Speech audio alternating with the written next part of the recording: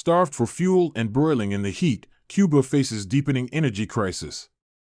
By the way, if you enjoy these breaking stories read to you, please hit that like button, keep your eyes on the road, and have an awesome day. Havana, Cuba, CNN. For Cubans, the heat is on and the power could go out any moment.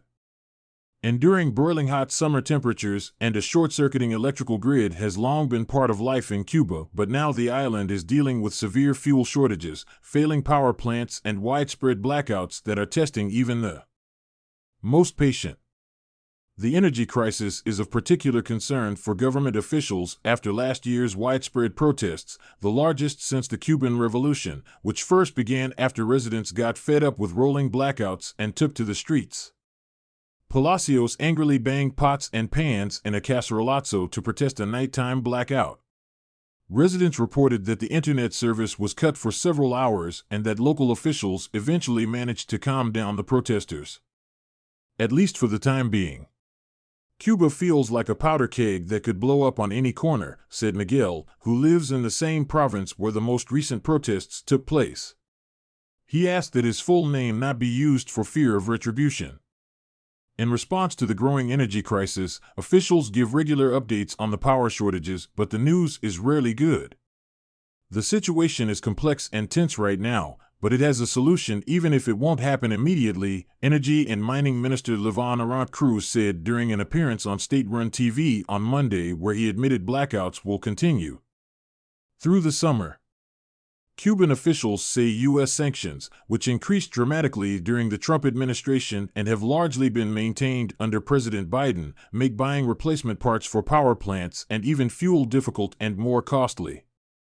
But analyst Jorge Piñon, the director of the Latin America and Caribbean Energy Program at the University of Texas in Austin, said the Cuban government is producing less of the crude it needs to run the island's power plants and is increasingly facing an energy shortfall.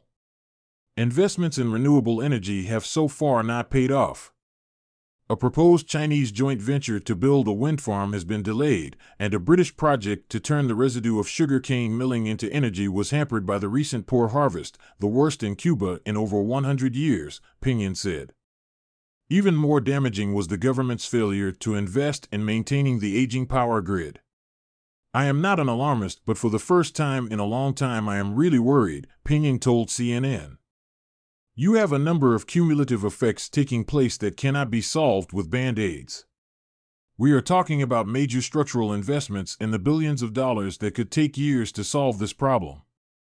Cuban officials acknowledge that significant repairs are not on the horizon, and the best they can do is continue to jerry-rig the existing plants and import whatever fuel they can. The power plants have consumed more of the small amount of fuel that we have, Cuban President Miguel Díaz-Canel said in a televised address in June, fundamentally diesel, which costs us a lot of work to get and means that our generation of energy is affected, as are important economic activities. Amid the energy cuts, Cubans complained that public transportation is increasingly scarce and the government fumigators have not had the necessary fuel to spray widely against the mosquitoes that carry dengue. Drivers who use diesel for their cars and trucks now wait for days at state-run stations to fill up. At one station in Havana, a long line of cars and trucks stood at the ready for the next shipment of diesel. People played dominoes or slept in their cars to pass the time. Drivers at the front of the line said they had waited for more than 8 days to fill up. They said they had devised a system using the WhatsApp messaging app to virtually organize a line, but that Cuban police had told them they needed to be there in person. We can't go, said Ivan as he waited to fill up his beat-up 1958 Buick. If you leave, someone else takes your spot and you have to go back to the beginning and start all over again.